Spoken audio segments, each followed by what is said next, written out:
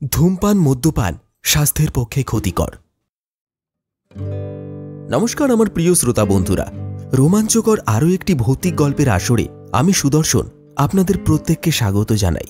আজ আমরা যে গল্পটি নিয়ে হাজির হলাম, এই গল্পটি সম্পূর্ণ শোনার অনুরোধ রইল, কারণ আজকের এই গল্পের শেষটায় একটা আলাদা রকম অনুভূতি আপনার মনে ছাপ রেখে যাবে।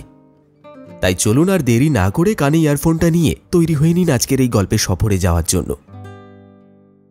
আজকের বিশেষ নিবেদনে আপনি শুনবেন সুলেখক শাশ্বত চট্টোপাধ্যায় বিরচিত কাহিনী ঝড় বাদলের রাতে।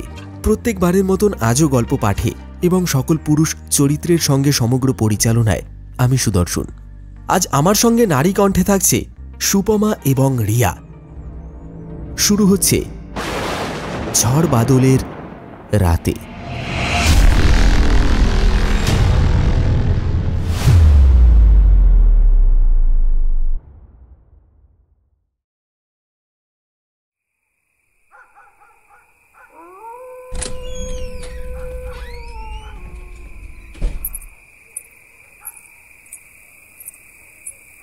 নিশুতিপুর গ্রামের পাগলা গারুদের রুম নম্বর 106 থেকে মহিলাটি যখন বেরোল তখন রাত হয়ে গেছে। সময় আন্দাজ 11টা কি 11:30। অন্যদিন এইখানে চাঁদের আলো এসে পড়ে, আজ চাঁদের আলো নেই এখানে। অবশ্য চাঁদ উঠলে তো আজ আলো থাকবে। আজ যে অমাবস্যা। বাইরে দূর থেকে ঝিঁঝি পোকার কোরাস শোনা যাচ্ছে। দরজাটা বাইরে থেকে বন্ধ করে দিয়ে পিছন দিকে ঘুরে সামনের অন্ধকারে নিমজ্জিত সরু প্যাসেজটায় যেই হাঁটা শুরু করেছে, অমনি হঠাৎ পিছন থেকে একটা মুষ্টিমেয় কড়া পড়া শক্ত হাত এসে মহিলাটির চোখ আর মুখটা এমনভাবে চেপে ধরল যে মহিলাটি কোনো রকম আওয়াজ বের করতে পারল না। সঙ্গে সঙ্গে মহিলাটি অনুভব করল তার গলাটা একটা ধারালো অস্ত্র দিয়ে এফোড় ওফোড় করে দেওয়া হয়েছে। নিচে মেঝের উপর পড়ে গিয়ে মাংসের দোকানের গলা কাটা মুরগির মতো কিছুক্ষণ ছটফট করতে লাগল সে। রক্তে ভেসে যাচ্ছে প্যাসেজ। মৃত্যুর কোলে লুটিয়ে পড়ার আগে মহিলাটি দেখতে পেল তার সামনে ঘুটঘুটে অন্ধকার যেন দন্ত বিকশিত করে অট্টহাস্য করছে। সেই অন্ধকারেই দূরে মাঠের দিকে একটা আপাদ মস্তক র্যাপার জড়ানো ছায়ামূর্তি খুব দ্রুত একটা গলির মধ্যে ঢুকে গেল। মৃত্যু ঘনানো চোখে লতিকা দেখল ছায়ামূর্তিটা দৌড়ে পালিয়ে যাচ্ছে।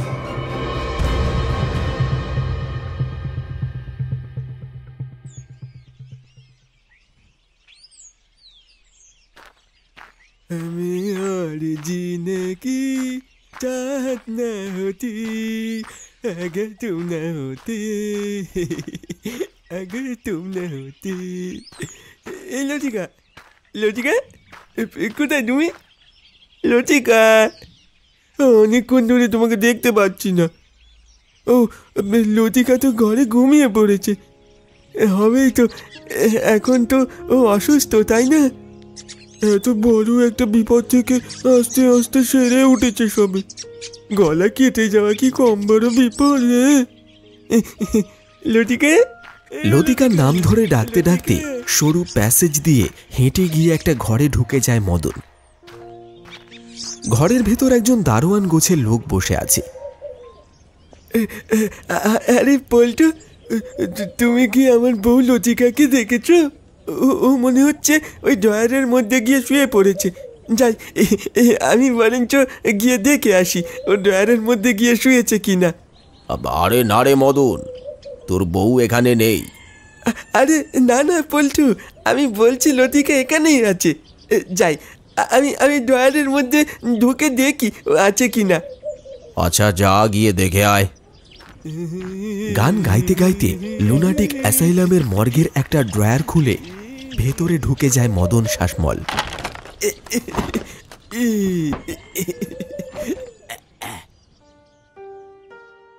এক মাস হলো মদনকে অতিরিক্ত উন্মাদনার জন্য এই অ্যাসাইলামে ভর্তি করা হয়েছে।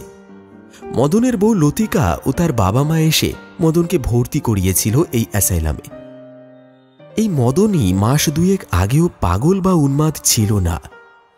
লতিকার সাথে বিয়ে হওয়ার পর তার জীবন খুব সুখেই কাটছিল।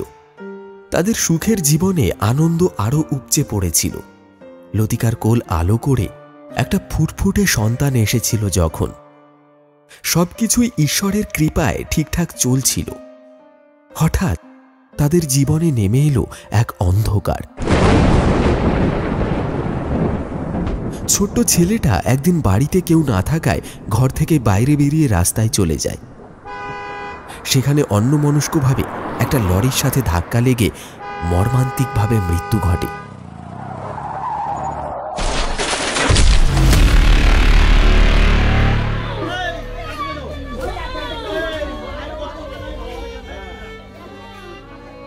এরপর থেকেই মদন একেবারে মানসিক ভারসাম্য হারায়। ছেলের এই অকালে চলে যাওয়াটা তার মন কিছুতেই মেনে নিতে পারেনি।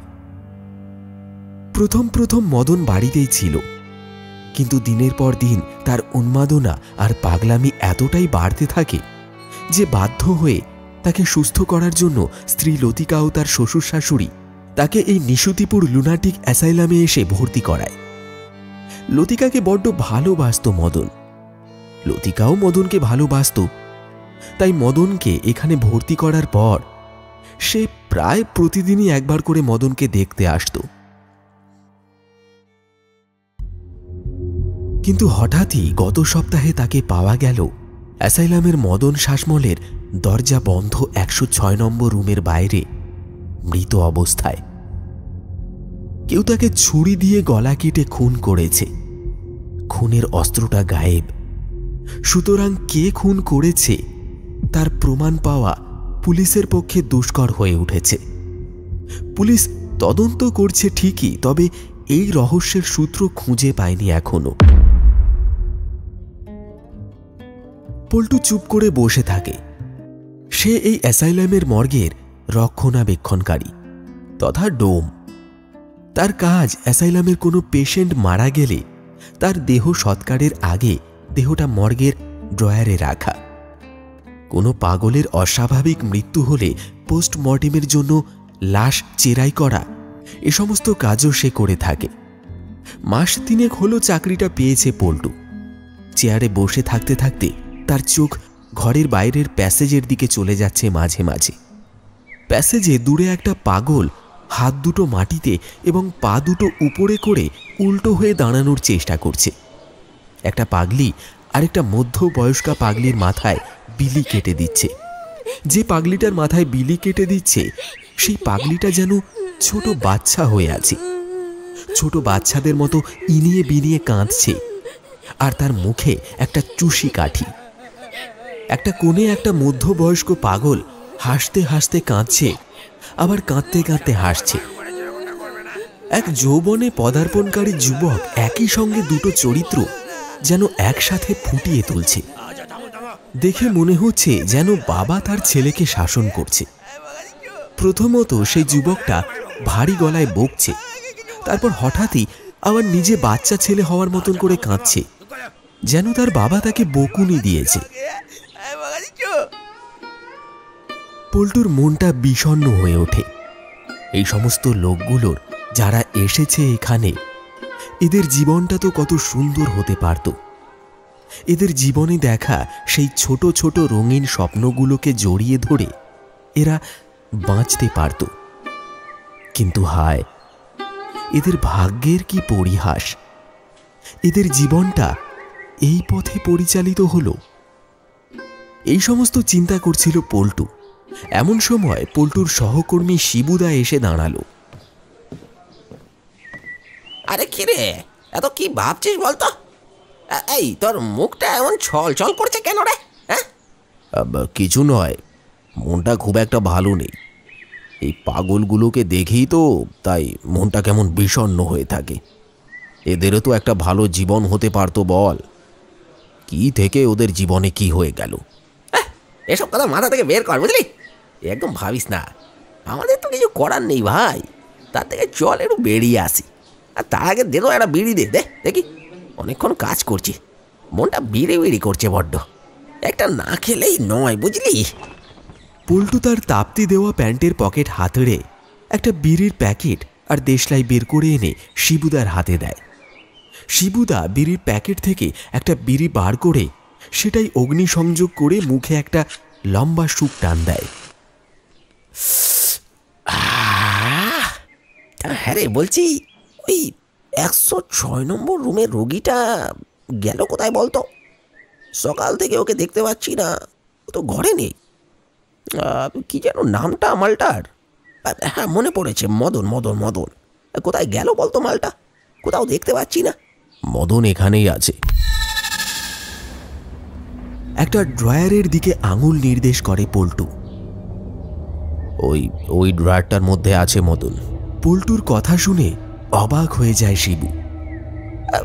মদন মর্গের লাশ ঘরের ওই ড্রয়ারের মধ্যে কি করছে? মদন ওর বউয়ের সাথে ওই ড্রয়ারের মধ্যে দেখা করতে এসেছে। কি যাতা বলছিস? হ্যাঁ, মদনের বউ তো মারা গেছে। মারা গেছে, কিন্তু মদন ভাবছে ওর বউ মারা যায়নি। তোর মনে আছে মদনের বউ খুন হয়ে যাওয়ার পর ওকে মর্গের ওই ড্রয়ারটাতেই রাখা হয়েছিল। তাই মদন মনে করে ওর বউ লতিকা এখনও ওখানেই আছে। মদন ওইখানে প্রায় এসে ওই ড্রয়ারটার মধ্যে ঢুকে থাকে। আমি ওকে একবার জিজ্ঞেস করেছিলাম, ও বলছিল ও নাকি ওর বউয়ের সাথে গল্প করছে। লোকটার কি কপাল! ছেলে বউ সকলকে হারিয়ে কেমন কেমন উন্মাদ হয়ে গেছে। মদন মনে করে ওর বউ লতিকা এখনো বেঁচে আছে। লতিকা মরে যাওয়ার পর ওর বডিটাকে ওই ড্রয়ারটার মধ্যে রাখা হয়েছিল, তাই ও বারবার ওই ড্রয়ারটার মধ্যেই ঢুকে যায়। কিন্তু মদন যে ওই ড্রয়ারটার মধ্যে ঢুকে আছে, রাত্রে তো মনে হচ্ছে লাশ আসবে, আর একটাও ড্রয়ার ফাঁকা নেই, কেবল মদনের ড্রয়ারটাই ফাঁকা আছে। তাহলে তো লাশটাকে ওখানেই ঢোকাতে হবে। তখন কি করব? তখন না হয় মদনকে বুঝিয়ে সুঝিয়ে বের করে দেব। এখনও লাশ আসতে ঢের দেরি আছে। আসবে তো সেই রাত্রির ওই 1টা নাগাদ। তখন তো ডিউটিতে আমি থাকবো। চল এখন বাড়ি যাওয়া যাক। দুপুরে খেয়ে একটু ঘুমিয়ে নিতে হবে। রাতে আমার আবার এখানে নাইট ডিউটি আছে। আকাশের অবস্থা খুব একটা ভালো নয়, মনে হচ্ছে রাত্রে বৃষ্টি হবে।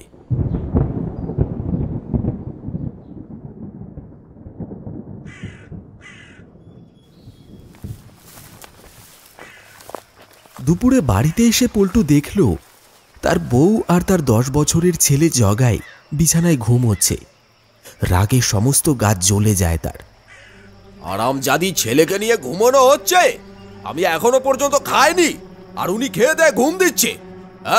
এই মেয়ে, ওঠ ওঠ বলছি, উঠে আমাকে খেতে দে। পল্টুর ধমক সূচক ডাকাডাকিতে ধর্মর করে উঠে বসে পল্টুর বউ রত্না। তুমি এসেছো? চোখটা লেগে গিয়েছিল, তাই ঘুমিয়ে পড়েছিলাম। সে তো দেখতেই পাচ্ছি, খেয়ে দে তো দিব্যি ঘুম দিচ্ছ। এখন আমায় খেতে দাও, উদ্ধার করো আমাকে। হ্যাঁ এক্ষুনি দিচ্ছি। তুমি আসবে বলে আমিও খাইনি, তোমার খাওয়া হয়ে যাওয়ার পরেই আমি খাবো। সে তুমি যা পারো করো, আমার সেসব দেখার দরকার নেই। আমায় খেতে দাও, বুঝলে? খেয়ে দে দুপুরে ঘুমিয়ে নেব, রাতে আবার নাইট ডিউটি আছে। বিছানা থেকে নেমে এসে খাবার বাড়তে থাকে রত্না। গায়ের কাপড় আলগা, তার সমস্ত পিঠটা দেখা যাচ্ছে। গোটা পিঠ মাড়ের কালশিটে দাগে ভর্তি। রত্নাকে দেখে পল্টু রাগে দাঁত কিরমির করতে থাকে। ক্ষিপ্র বেগে এগিয়ে গিয়ে রত্নার চুলের মুঠি টেনে ধরে। সালি, লোক দেখাচ্ছিস? আমি যে তোকে মারি সেটা লোককে দেখাচ্ছিস? হ্যাঁ, পিঠটা এভাবে খুলে রেখেছিস কেন? যাতে পিঠের মারের দাগগুলো দেখা যায়, তাই না রে শয়তানি?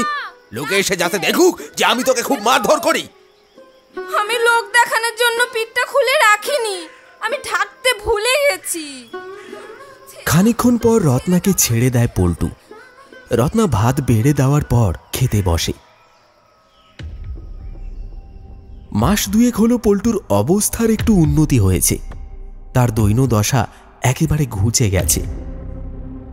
আগে পল্টু কাজ করত একটা সাইকেলের রিপেয়ারিংয়ের দোকানে। অতি কষ্টে দিন কাটত সেই সময়। তারপর হঠাৎই খোঁজ পেয়ে যায় অ্যাসাইলামের এই চাকরিটার। চাকরির সাথে সাথে অ্যাসাইলামের মর্গে কোনো পাগলের যখন মৃতদেহ আসে, আর যখন সেই মৃতদেহ পোস্টমর্টেম না করেই কেস চাপা দেওয়ার কথা আসে, তখন সেই সমস্ত কেসগুলোর জন্য উপরি পয়সা পায় পল্টু। এই কাজটা লোকচক্ষুর আড়ালেই চলে।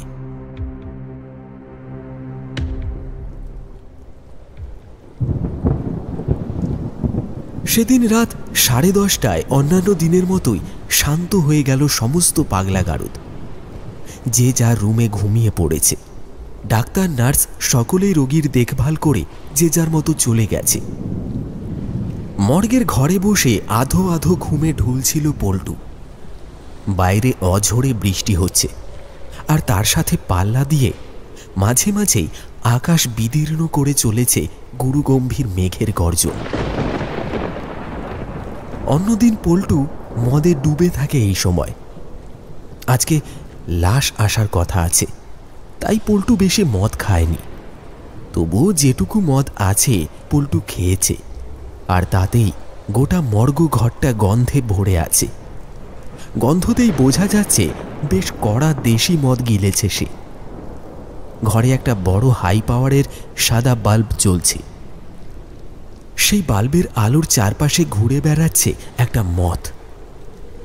ঘরের ডান দিকের দেওয়ালে এক কোণে জমা ঝুলের স্তূপের সামনে একদম মাথায় একটা টিকটিকি এক দৃষ্টি তাকিয়ে আছে ওই বাল্বের আশেপাশে ভন ভন করতে থাকা মথটার দিকে। পল্টু বসে থাকতে থাকতে দেখল হঠাৎ করেই মথটা বিভ্রান্তর মতন হয়ে গিয়ে টিকটিকিটার সামনে গিয়ে বসল, আর টিকটিকিটা এগিয়ে এসে চোখের পলক পড়তে না পড়তেই সেটাকে খপ করে গিলে নিল।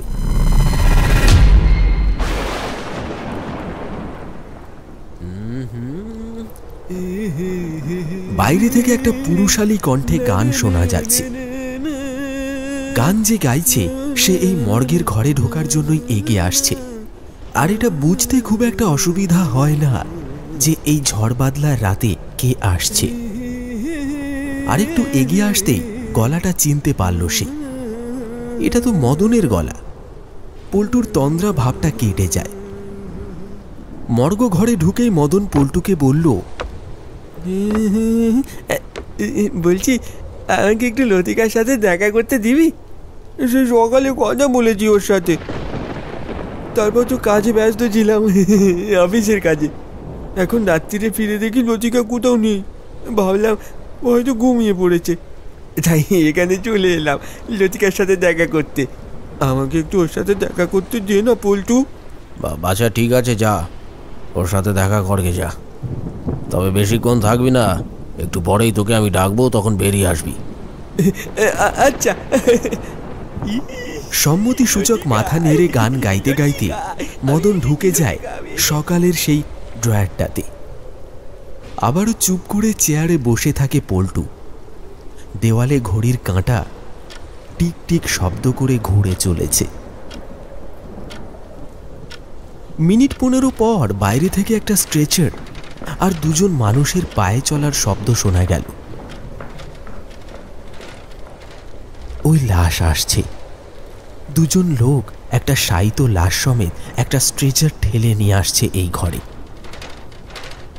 লোক দুটো এসে স্ট্রেচার নিয়ে মর্গের ঘরের ভিতরে ঢুকে স্ট্রেচার সমেত মরাটা পল্টু যেখানে বসেছিল ঠিক সেই জায়গাটার সামনে দাঁড় করিয়ে আবার ফিরে গেল। উঠে দাঁড়ালো পল্টু। এগিয়ে গিয়ে মৃতদেহের মুখে ঢাকা দেওয়া সাদা মার্কিন কাপড়টা সরিয়ে দিল। একটা বয়স্ক মানুষের মৃতদেহ। মৃতদেহটা যেন খুব চেনা চেনা ঠেকছে। যাগ্গে, তার এসব ভেবে কাজ নেই। এখন লাশটা ড্রয়ারের মধ্যে ঢুকিয়ে দেওয়াই শ্রেয়। এমন সময় পিছন থেকে ড্রয়ার খুলে বেরিয়ে আসে মদন। পল্টু মদনের দিকে তাকিয়ে বলে, এক্ষুনি তোকে ডাকতে যাচ্ছিলাম, ভালোই হলো তুই বেরিয়ে গেছিস। এবার যা, তোর ঘরে চলে যা। আমি এই লাশটাই ড্রয়ারের মধ্যে ঢুকিয়ে রাখবো। পল্টু, আমার বউ লতিকা তোমাকে ডাকছে, তোমার সাথে কথা বলবে। একবার ড্রয়ারের ভেতরে উঁকি মেরে দেখো। রাগে মাথা গরম হয়ে যায় পল্টুর। আরে ধুর পাগল, যা তুই এখান থেকে, যা ভাগ। এই বলে খোলা ড্রয়ারটার দিকে এগিয়ে যায় পল্টু। ড্রয়ারটার ভিতরে চোখ পড়তেই পল্টুর মনে হয় তার বুকের পাঁজর কেউ যেন ধরে নাড়িয়ে দিল। আতঙ্কে আপাদ মস্তক ঠান্ডা হয়ে যায় তার। পল্টু দেখল ড্রয়ারের ভেতরে রয়েছে মদনের বউ লতিকার দেহ। দেহটা নড়াচড়া করছে। লতিকার কাটা গলা থেকে ঝরে পড়ছে রক্ত। হঠাৎ সে হেসে উঠল। কি বিকট সেই হাসি! লতিকা লতিকা এখানে কি করে আসতে পারে? সে তো মারা গিয়েছে। 1 মাস আগে লতিকার মরদেহ আমি নিজে দাহ হতে দেখেছি। তাহলে তাহলে কিভাবে? হ্যাঁ, লতিকা যেন পল্টুর মনের কথা বুঝে আবার অট্টহাস্য করল।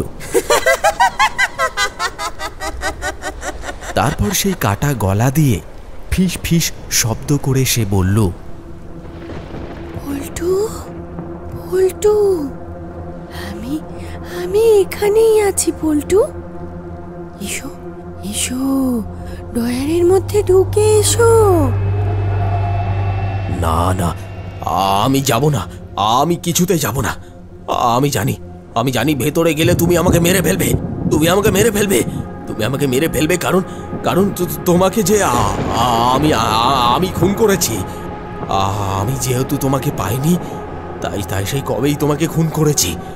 তুমি যখন মদনকে এখানে ভর্তি করতে এসেছিলে, তখনই আমি তোমার সৌন্দর্যে পাগল হয়ে গিয়েছিলাম। আমার মন একটাই কথা বলেছিল, আমার তোমাকে চাই। যেভাবেই হোক তোমাকে আমার চাই। তোমার দেহ ও মনের ওপর অধিকার শুধু আমারই, শুধু আমার, ওই হতচ্ছাড়া মদনের নয়। আমি তোমাকে দেখার পর অনেকবারই নিজের মনের কথা বলেছি তোমায়। পাগল স্বামীকে ছেড়ে দিয়ে আমার সঙ্গে থাকতে বলেছিলাম, কিন্তু তুমি কখনোই তোমার স্বামীকে ছাড়োনি। আমার প্রস্তাবে রাজি হওনি। বলেছিলে স্বামী পাগল হলেও তুমি তুমি তুমি তোমার ওই স্বামীকেই ভালোবাসো। কখনো ওই স্বামীকে ছেড়ে তুমি যাবে না। তোমার এই কথাগুলো আমার একদম ভালো লাগেনি। তোমার আমাকে ফিরিয়ে দেওয়াটা আমি মন থেকে কিছুতেই মেনে নিতে পারিনি। বারবারই আমার মন বলছিল ওই পাগল মদনটার মধ্যে কি আছে যা যা আমার মধ্যে নেই। তোমার উপর যত রাগ হয়েছে সব রাগ মিটিয়েছি আমার নিজের বউকে পিটিয়ে। অনেক ভেবে চিন্তে ঠিক করলাম, তোমাকে যখন পাবোই না, তাহলে তোমাকে শেষ করে দিই। তাই আমি সেই রাত্রিরে তোমায় খুন করলাম।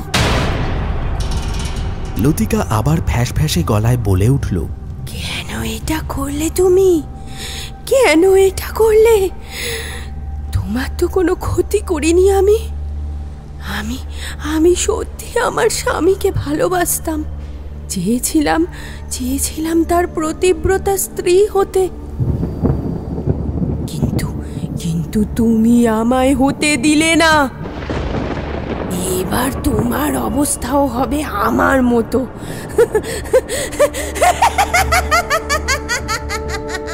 না না, আমার অবস্থা তোমার মতন হবে না। তুমি কিছুতেই আমাকে মারতে পারবে না। আমি এখান থেকে পালিয়ে যাব। আমি পালিয়ে যাব। কথাটা শেষ করেই পালাতে যায় পল্টু, কিন্তু একটু দৌড়তে গিয়ে সে অনুভব করে একটা হাত তার হাত শক্ত করে ধরেছে। হাতটা বরফের থেকেও ঠান্ডা। অপার্থিব শীতলতা সেই হাতে। পল্টু হাতের দিকে তাকায়। সে দেখল তার ডান হাতটা শক্ত করে ধরে আছে একটু আগেই স্ট্রেচারে করে আসা সেই বৃদ্ধ লোকের মৃতদেহটা। কিন্তু এ কি? মৃতদেহটা তো কাপড়ে ঢাকা ছিল, সেটা তো এখন উঠে বসেছে।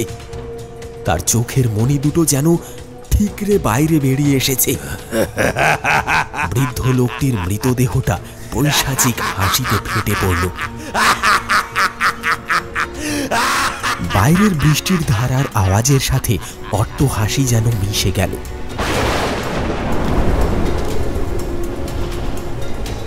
বৃদ্ধ মানুষটাকে যেন চেনা চেনা লাগছে। কিছুক্ষণের মধ্যেই শত আতঙ্কের নাগপাশে তার মন আবদ্ধ হয়ে থাকলেও তার মস্তিষ্ক চিনতে পারল ওই বৃদ্ধ লোকটিকে। এই লোকটা তো লতিকার বাবা। হ্যাঁ, বাবা। পল্টু দেখেছে লতিকা ওর বাবার সাথে ওর পাগল স্বামীকে দেখতে আসতো, কিন্তু উনি মারা গেলেন কিভাবে? আবার ফ্যাস ফ্যাসে গলাটা ভেসে এলো। লতিকা বলল,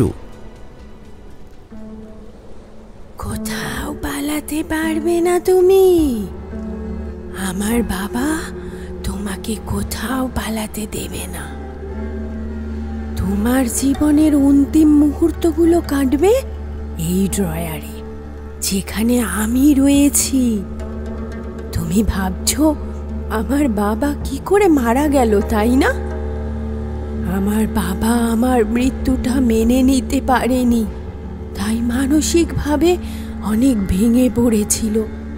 শরীর হয়ে পড়েছিল তার অসুস্থ। আস্তে আস্তে এই কয়েকদিনের মধ্যেই বিছানায় মিশে গিয়েছিল আমার বাবা। এই জীবন তার আর ভালো লাগছিল না, তাই গতকাল বিছানায় শয্যাশায়ী অবস্থাতেই পাশে রাখা সমস্ত ঘুমের ওষুধের বড়িগুলো একসাথে খেয়ে নিয়েছে আমার বাবা। ডাক্তার এসে বাবার এই মৃত্যু দেখে বাবার দেহটাকে এই মর্গে রাখার জন্য পাঠিয়েছে। আজকে আমার বাবা, মানে আমার মৃত বাবা, জানতে পেরেছে তোমার সব কীর্তিকলাপগুলো। তুমি নিজেই স্বীকার করেছো যে তুমি আমাকে হত্যা করেছো। এখন তোমাকে তো আমার বাবা পালাতে দেবে না। আর কি ভাবছো আমি তোমাকে ছেড়ে দেব? আমাকে ছেড়ে দাও, আমাকে ছেড়ে দাও, ভুল হয়ে গেছে, আমার মস্ত বড় ভুল হয়ে গেছে।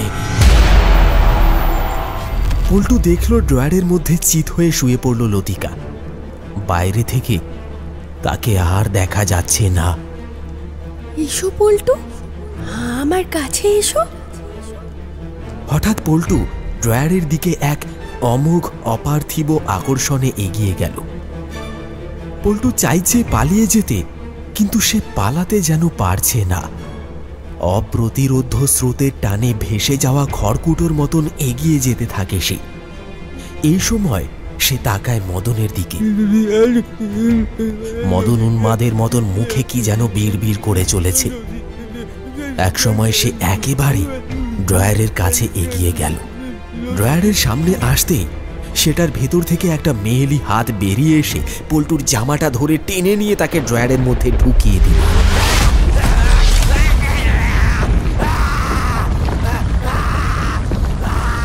শত চিৎকার করেও পল্টু বুঝল যে তার চিৎকার কেউ শুনতে পাচ্ছে না, কারণ প্রথমত বাইরের মুষলধারের বর্ষণ তার চিৎকারকে ঢেকে দিয়েছে, আর দ্বিতীয়ত অলৌকিক ক্ষমতা বলে তার চিৎকার শুধুমাত্র সে নিজেই শুনতে পারছে, আর অন্য কেউ শুনতে পাচ্ছে না।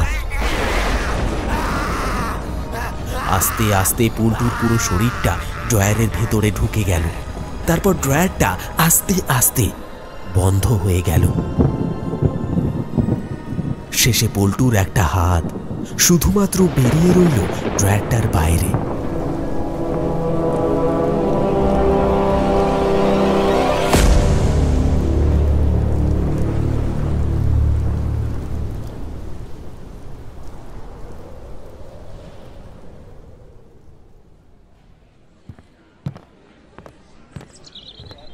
স্যার, কি মনে হচ্ছে? এটা কি খুন? কনস্টেবলের কথায় সম্বিত ফিরল ইন্সপেক্টর মহিতোষ বর্মনের। আজ সকাল থেকেই তিনি পাগলা গারদের এই মর্গে রয়েছেন। তিনি বললেন, সেটাই তো ধোয়া ধোয়া লাগছে রে। সকাল থেকে এতক্ষণ পর্যবেক্ষণ করেও বুঝতে পারছি না এটা খুন নাকি আত্মহত্যা। এটা যদি খুন হয় তবে এই কেসের সমাধান করা খুবই মুশকিল, কারণ খুনি কোনো প্রমাণ রাখেনি এখানে। যেন অলৌকিকভাবেই মৃত্যু হয়েছে পল্টু দাসের। ঘরের এক কোণায় একটা স্ট্রেচারে একটা মার্কিন কাপড়ে ঢাকা মৃতদেহ রয়েছে। মর্গ ঘরের মধ্যে পাগলা গারদের সমস্ত লোক এসে জড়ো হয়েছে। সবাইকে এক এক করে জিজ্ঞাসাবাদ করল মহিতোষ বর্মন। সব শেষে এলো শিবুর কাছে। শিবুকে জিজ্ঞাসাবাদ করতে শিবু বলল, গতকাল সকালে প্রায় 10টা নাগাদ আমি এই ঘরে আসি। এই ঘরে পল্টু বসেছিল, ওই যে ড্রয়ারগুলোর সামনে যে পুরনো চেয়ারটা দেখছেন সেই চেয়ারের মধ্যে। যে ড্রয়ারটার মধ্যে পল্টুর মৃতদেহ পাওয়া গেছে সেই ড্রয়ারে মদন মাঝে মাঝে এসে ঢুকতো, শুয়ে থাকতো ড্রয়ারের মধ্যে। গতকাল সকালে যখন মদন ড্রয়ারের মধ্যে ঢুকেছিল তখন আমি এই ঘরে এসেছিলাম পল্টুর সাথে কথা বলতে। তখনও দেখেছিলাম মদনকে ওই ড্রয়ারের মধ্যে শুয়ে থাকতে। পল্টু বলেছিল তার গত রাতেও ডিউটি আছে, রাতে নাকি লাশ আসবে। ওই দেখুন ঘরের কোনায় লাশ রয়েছে। এটা পরিষ্কার যে গত রাতে লাশ এসেছিল, কিন্তু পল্টু সেই লাশকে ড্রয়ারের মধ্যে ঢোকাতেই পারেনি। তার আগেই সে মারা গেছে, তাই লাশটা দেখুন বাইরে পড়ে আছে। মদনটা আবার কে? মদন আমাদের এই পাগলা গারুদের রোগী, রুম নম্বর 106-এর রোগীও। মদন যখন পাগলা হয়ে এখানে আসে তখন মদনের বউ বেঁচে ছিল। মদনকে দেখতে আসতো তার বউ। একদিন হঠাৎই মদনের বউ খুন হয়ে যায় এই পাগলা গারুতেই। তখন আমাদের এখানকার থানার ওসি আপনি ছিলেন না। মদনের বউয়ের মৃতদেহ ওই ওই ড্রয়ারটার মধ্যেই রাখা হয় যেখানে এখন পল্টুর মৃতদেহ রয়েছে। মদন দেখে এসেছিল ওর বউয়ের মৃতদেহ ওই ড্রয়ারে রাখতে। তারপর ওর বউয়ের সৎ কাজ শেষ হয়ে যাওয়ার পরে মদন মনে করতো যে ওর বউ প্রতিদিন ওই ড্রয়ারে ওর সাথে দেখা করতে আসে, তাই মদন প্রায় প্রতিদিনই ওই ড্রয়ারে গিয়ে ঢুকে থাকতো। পাগল তো, তাই লোককে বলতো ও নাকি ওর বউয়ের সাথে কথা বলে এসেছে। বাবা, ব্যাপারটা খুব পিকিউলিয়ার তো। বলছি মদন বাবুর সাথে কি একবার দেখা করা যায়? হ্যাঁ নিশ্চয়ই, চলুন চলুন, মদন ওর রুমেই আছে। মহিতোষ বর্মন যখন শিবুর সাথে রুম নম্বর 106-এ ঢুকল, ভিতরে তখন মদন বীর বীর করে কি সব আলতাবড়ি বকে চলেছে। সে মাঝে মাঝে সুনির্মল বসুর সবার আমি ছাত্রের কয়েকটি লাইন বলে যাচ্ছে। মাটির কাছে সহিষ্ণুতার পেলাম আমি শিক্ষা, আপনার কাজে কঠোর হতে পাষাণ দিল দীক্ষা। মহিতোষ বর্মন শিবুকে বলল, চলুন যাওয়া যাক। আপনি মদনকে কিছু জিজ্ঞাসা করবেন না? না, ওনাকে কিছু জিজ্ঞেস করা মানে সময় নষ্ট। ওনাকে দেখেই মনে হচ্ছে মানসিক ভারসাম্য ওনার মধ্যে বিন্দুমাত্র অবশিষ্ট নেই।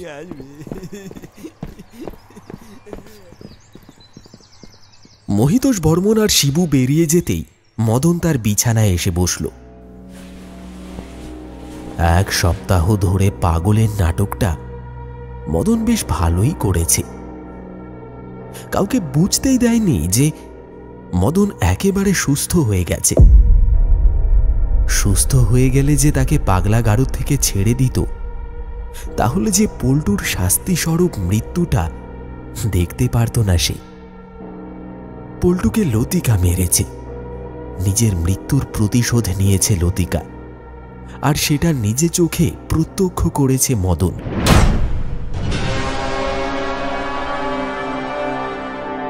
মদন রোজ ড্রয়ারে গিয়ে শুয়ে থাকত সত্যি সত্যি লতিকার আত্মাকে দেখার জন্য। লতিকার আত্মাও সত্যি তার কাছে আসত। লতিকার ভালোবাসাতে মদন 1 সপ্তাহ আগে সুস্থ হয়ে উঠেছে। লতিকা মরে গিয়েও মদনকে সুস্থ করে দিয়ে গেছে। লতিকার আর মদনের মিলনস্থল হল ওই ড্রয়ার। লোকচক্ষুতে পাগল মদনের লতিকাকে ড্রয়ারের মধ্যে দেখতে যাওয়াটা ছিল চরম পাগলামি ছাড়া আর কিছু নয়। কিন্তু বাস্তবে মদন সত্যি সত্যি লতিকার আত্মার সাথেই দেখা করতে যেত ওই ড্রয়ারের মধ্যে। লতিকা সত্যি আসতো মদনের সাথে দেখা করতে। আজ লতিকা তার সাথে হওয়া অন্যায়ের শাস্তি দিয়েছে পল্টুকে। কিন্তু সুস্থ হয়ে লাভ কি হলো মদনের? লতিকাকে তো আর জীবিত অবস্থায় দেখতে পাবে না, তাকে স্পর্শ করতে পারবে না। লতিকার আত্মা তো এবার মুক্তি পেয়ে যাবে, আর হয়তো লতিকার সাথে দেখা হবে না। 2 চোখের কোণ থেকে অশ্রু গড়িয়ে এসে গাল ভিজিয়ে দেয় মদনের। সঙ্গে সঙ্গে মদন অনুভব করে 2টো অদৃশ্য পদ্ম ফুলের পাপড়ির মতো কোমল মেয়েলি হাত এসে পিছন দিক থেকে মদনের চোখ 2টো টিপে ধরেছে। সে মদনের কানে কানে বলে যায়, আমি ছিলাম, আমি আছি, আমি থাকব শুধু তোমারই জন্য।